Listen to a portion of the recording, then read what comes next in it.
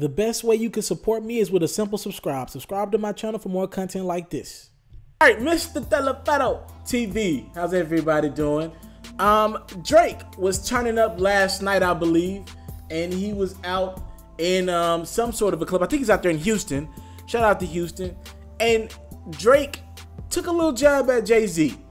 Drake was like, oh, what they said, don't put money to the ear. And then he was like, oh, I didn't hear that. All right. For those who don't know, if you ain't listened to Jay-Z's album 444, I don't know what to tell you at this point. I mean, damn, if you can't bootleg it after 2 or 3 weeks, I mean, I don't even know what to tell you. If it's a really good body of work. And I think the line is, Jay says, y'all putting money to y'all ear. We don't call that money over here. It's something like that. Right. And Jay's pretty much calling these rappers out because these rappers feel like the big dogs. They're the big guys in their teams. But you can't talk that money talk with Hov, right? Everybody can get sunned by somebody. There's a billionaire out there that can sun Hov. But when you talk about this rap, Jay's at the top of the food chain, and so many from a business standpoint, from a money standpoint. You can't talk that talk with Hov, and they know they can't call him out on his street cred because most of these rappers don't got the type of history that Jay's had in the streets, right? They talk about a life that they don't live.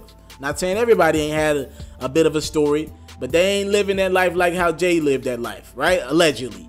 And you talk about somebody in Drake who he adapts to his situation.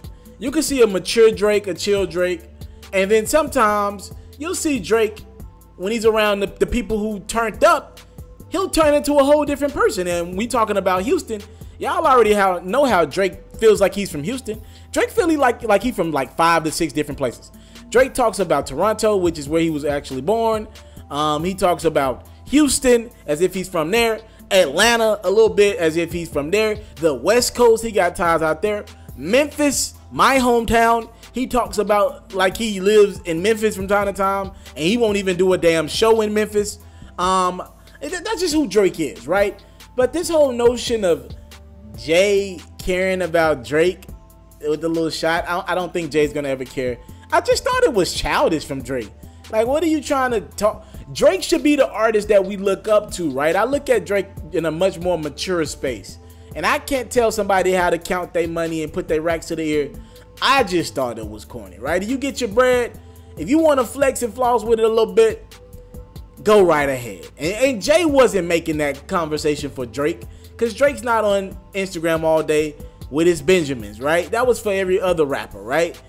But it just was corny. It was in bad taste for him to go try to play on words or play off Jay's album. We know Drake heard the album. As a matter of fact, Drake heard Jay-Z's album the night it came out at a restaurant. They actually shut down the restaurant pretty much, and Drake requested it that Jay's 444 be played. So we know Drake heard the album. We know he's talking about Jay.